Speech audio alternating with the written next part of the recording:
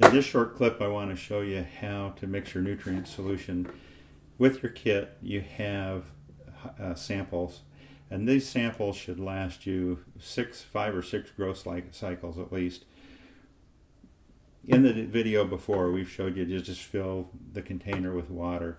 Each container holds about 1.5 gallons of water, and you can do that, but I found that it's easier if you'll go ahead and just find an old gallon jug somewhere and mix your solution in this.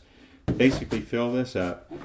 Your solution, you'll notice it says Part A and Part B. Part A is generally for a growth cycle, and Part B is more for the blooming stage if you've got plants that are going to blossom and bloom. But in this case, we're going to use both of them right now. Everybody's water is just a little bit different, and we want a pH that's good for growing plants. And I'll show you how to test the pH in another segment.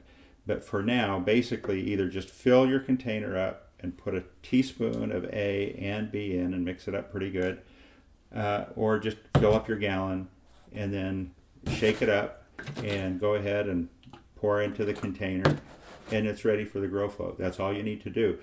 You don't need to change it. It should last really a full growth cycle. I've grown for maybe 2 months, 3 months without changing the solution ever.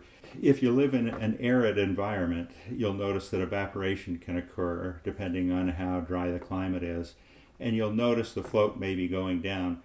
Just remember that the solution itself isn't evaporating out, just the water is. So if it's evaporating, you can just add water to the float and bring it back up, and it'll be just fine.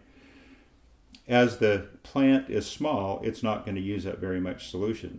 But as it gets bigger and bigger, maybe big, it's going to start using up actual solution. And with that, you're going to just add solution to it. And that's why it's kind of nice and handy to have it in a jug or container. It's important to mark it so that nobody picks it up and drinks it as soda pop or water or something like that. And that's all you need to do. You'll be ready to go.